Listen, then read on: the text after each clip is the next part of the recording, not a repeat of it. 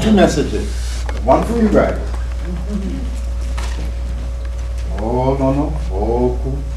Oh, kani, oh, kani. E ola iau. A kau. I ka pū ani ani. Nana. I ke kipi aina. O le lemu o. Ama mahua no.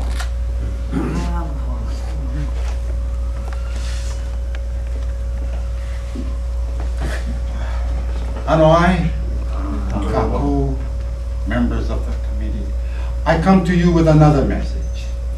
I already gave them their message.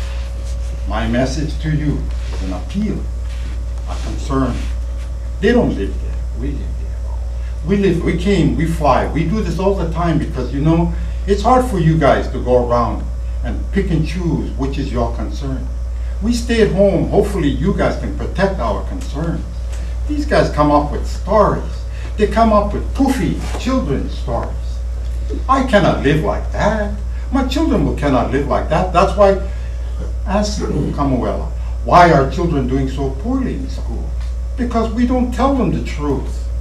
I taught school for 5 years at Keoka. Why Keoka? Because that's the worst place for our children to be. Homestead. Why don't you build your fish thing over by our place so we can be part of your fishing thing if that was your concern? But you had your meetings in, well, Kohala.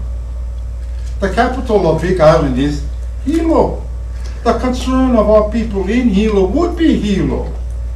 Hilo is no longer, you guys know that when you look at Hilo, you go into Hilo, you fly it. It was known as the Lauhala factory of the world. It is Baja. There is no Hala Grove.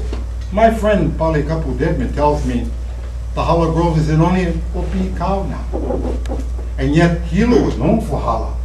Kimura Lauhala up there at the, they were the best in Lauhala weavers, but the gatherers were Hawaiians, our people.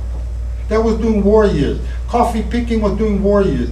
All the eras in history that has been opposed upon us, we've just put our head down and we just hop by and we go.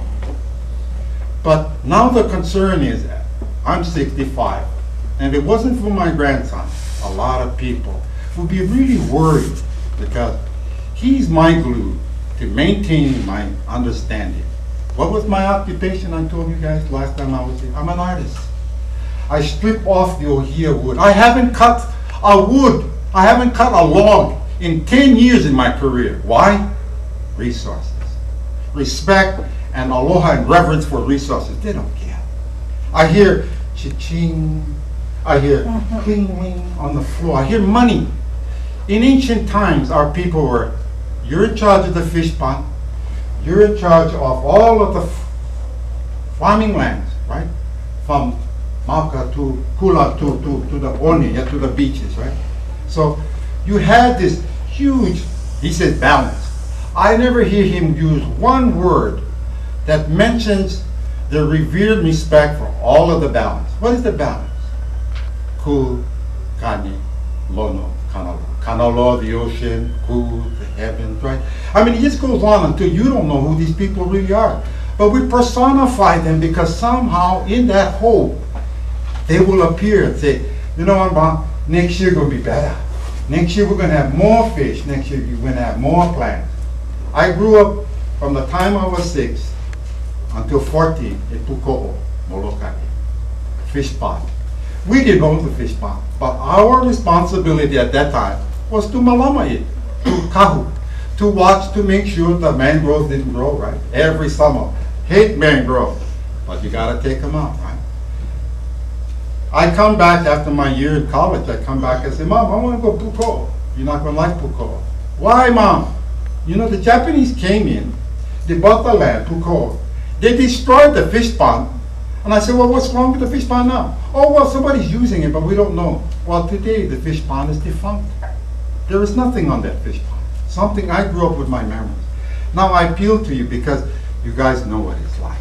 When that is gone, then what's your excuse for your grandchildren? See, when you play with your children like I do, I have the time. When you teach children, I have the time for that. We have workshops. Mr. Pali, Kapu Devin and I, we have workshops to take children along the Big Island, not only to show them what the decisions you guys have to make for us, but to show them what has become. You know, it's really painful when you go there, you take them down to a place and you look at the sugar mill is all broken up. But all the opala is in the ocean.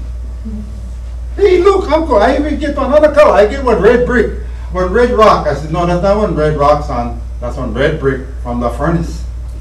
So we scour the beaches like that. It's such a great thing because it's like beach combing. Your children look at these tide pools, they look at all of these things that float up. What a mystery. It's like a message in the bottle.